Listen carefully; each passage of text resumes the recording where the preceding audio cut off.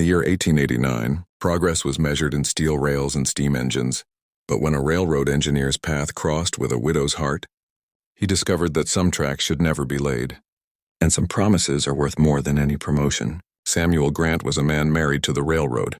As the lead engineer for the Transcontinental Western Line, his job was to map the most efficient route through the Wyoming territory. His latest survey led him to the outskirts of a small town, right through the middle of the most beautiful apple orchard he'd ever seen. The land belonged to Eleanor Vance, a widow who had nurtured every tree with her late husband.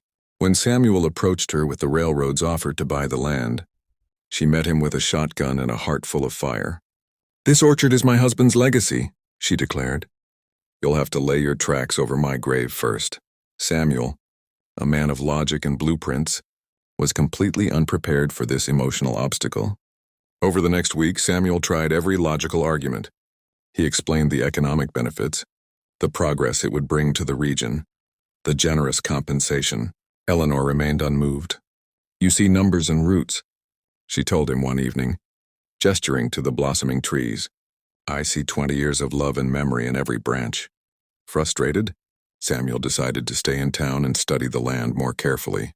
He began taking his meals at the local inn where Eleanor worked part-time to make ends meet.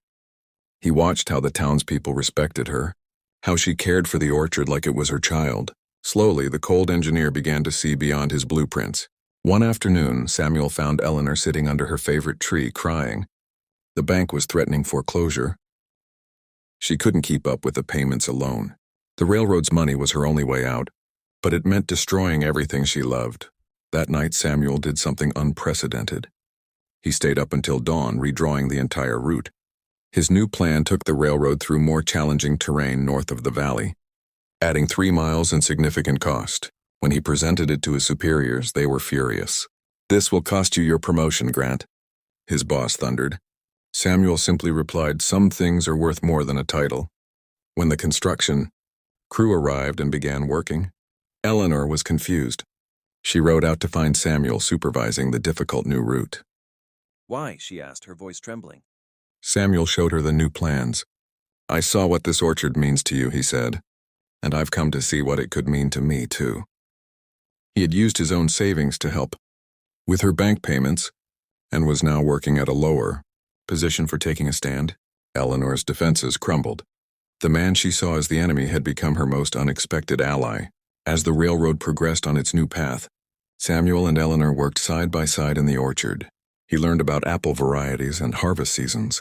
She learned about engineering and the wider world beyond her trees. The following spring, when the orchard bloomed more beautifully than ever before, Samuel proposed to Eleanor among the apple blossoms. The railroad that once threatened to divide them now brought visitors from miles around to see the orchard of love, making their farm more prosperous than ever. Samuel Grant proved that true progress isn't about plowing straight through everything in your path. Sometimes the most important journeys are the detours we take for love. His legacy wasn't a railroad line, but the family orchard that still stands today, a testament to the power of choosing heart over ambition. If this story moved you, like, subscribe, and share your thoughts in the comments.